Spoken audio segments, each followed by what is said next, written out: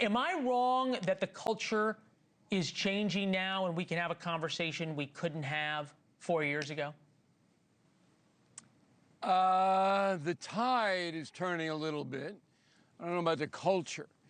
I wrote a book, Culture Warrior, 20 years ago. I predicted this would happen because there was a trend back then for what they call restorative justice, which means you don't punish violent criminals or shoplifters or anybody. You have a discussion with them, try to convince them not to be bad, that kind of thing. And any criminalist will tell you that's insane, that evil exists. That's what I wrote the book, Confronting Evil. This guy who killed this poor woman is evil. And about 15% of the human population around the world fits into that category. So the people who have power, their obligation is to protect the innocent from these people. Doesn't matter what the skin color is. All the people I have on the cover of Confronting Evil are white, okay? You got Hitler, you got Putin, you got Mao, you got the Ayatollah. Doesn't matter. But what matters is that Americans say enough, and they haven't. We're about in New York City to elect a mayor who simply will not enforce any laws. Any laws.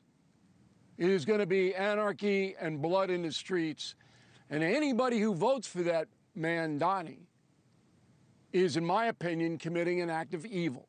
Pull a lever for that man. You are responsible for what happens later. Oh, the other thing they touched upon is, I'm sorry. You're going to blame people who are voting and saying, hey, look, I can't afford groceries. This guy's talking about giving me and my family a better life, and they're evil? If you are not smart enough to know the man you're voting for has said out of his own mouth that he does not believe in incarceration, that he has called the NYPD racist, that he wants to knock out the gang investigation unit, and you pull that lever, you're enabling evil.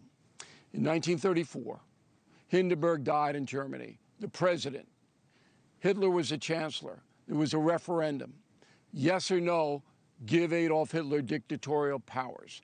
90% of the German population voted yes.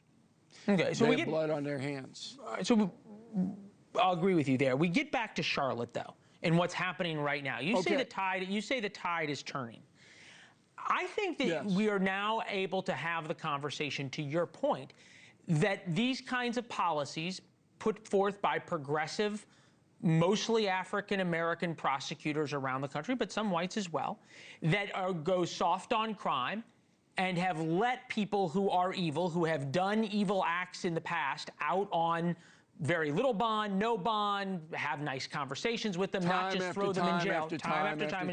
But you used not to be able to say that, because when I said that a couple of years ago about things in Chicago, I was just shouted down as a racist. Now we can finally have the conversation that in Charlotte, for example, it's not working. And I think it's interesting that, for example, Roy Cooper, former governor now running for senator. Cooper spent his career prosecuting violent criminals and drug dealers, increasing the penalties for violence against law enforcement and keeping thousands of criminals off the streets and behind bars. If you've got a Democrat running for Senate saying that, you know things are changing. Now, will they change in Charlotte and these other cities is the question to you. Look, anybody can say anything, okay? So they're all going to say, oh, this is terrible. Oh, we got to do something. In your monologue, you made the point about policing. Policing cannot protect Americans. Policing is reactive. It's after you're dead, after you're raped. They're not proactive. You can hire as many cops as you want. The only way to drive it down is what Trump did in D.C.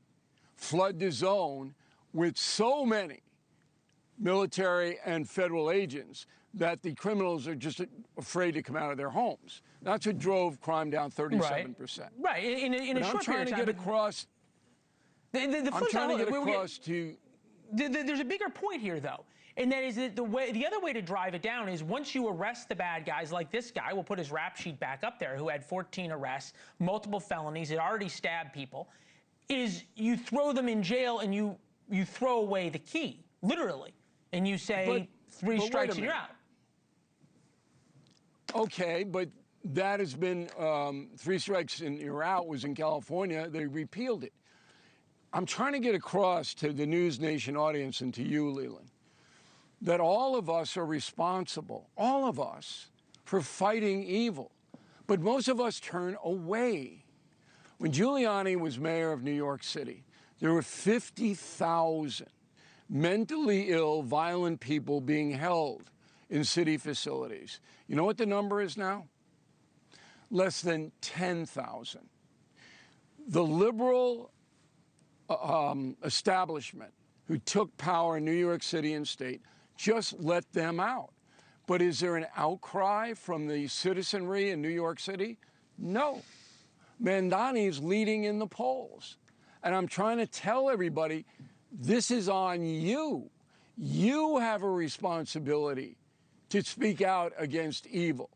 You, the individual American citizen, which is why I wrote the book, to tell you that every one of the 15 people in the book were as evil as they come, were allowed to do it by the people. Right. And Putin is allowed to.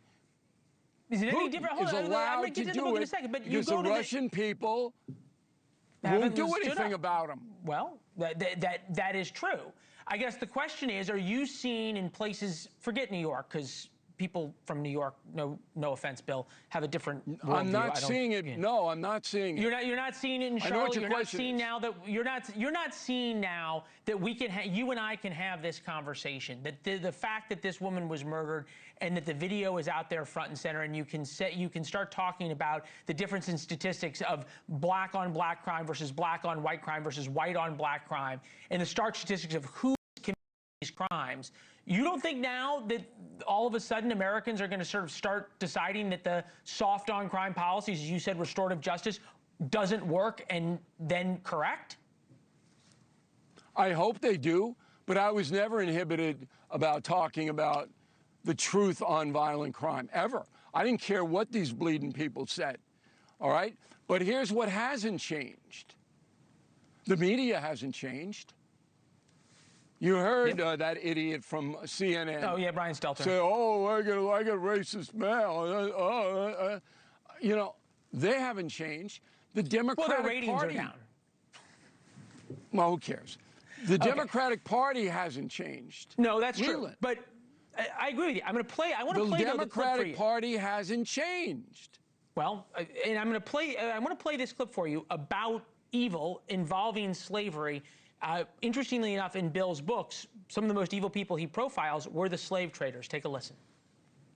Slavery was at the very heart of the American economy. That's why it was so important to the South. That's the thesis of the 1619 Project. Right. Are you on the same side as them? No. Okay. Because slavery was exclusively for the benefit of the aristocracy in the South.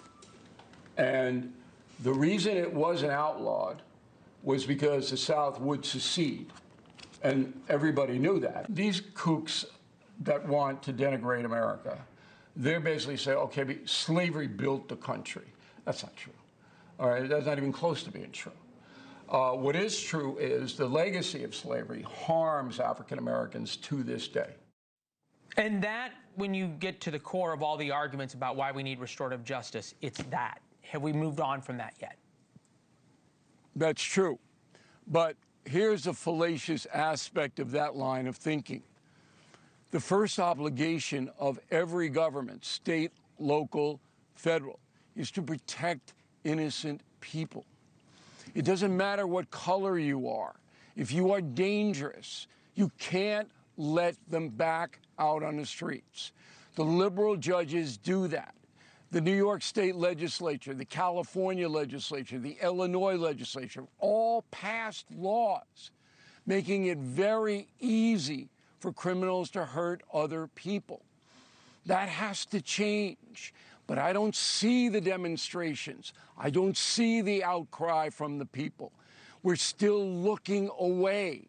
We're still afraid to confront the reality of violence in America. And that's why I wrote this book, to shake it up. You know, that's a great question. Why are we so cowardly when it comes to good and evil? Dissolution of religion, that's hurt this country dramatically. Trump talked about it today, okay? Lack of public schooling to explain to the children what the responsibilities they have and the government have. Terrible parenting. Most of these violent nuts have no fathers in the home.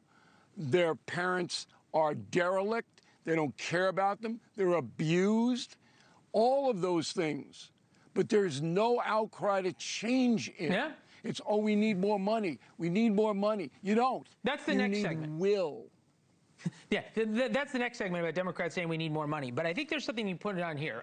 Confronting evil, fabulous parallels between Stalin and Putin. You talked about it in terms of fatherhoods, how they were raised, also in terms of their upbringings and the abuse they endured. But back to this real quick about why it's being allowed in America. I would add one more to it, which is there are a number of politicians who figured out they could derive power from it. They figured out, in a way not very different than Hitler and others have done, that they could make people scared to tell the truth and confront the truth about crime. If you tried to, you were called racist. If you embraced the 1619 Project and restorative justice, somehow you were an ally. And really what this comes down to in America and why we have this crime problem is because people wanted power. It's power, but it's cowardice, too. Look at Pritzker, the governor of Illinois.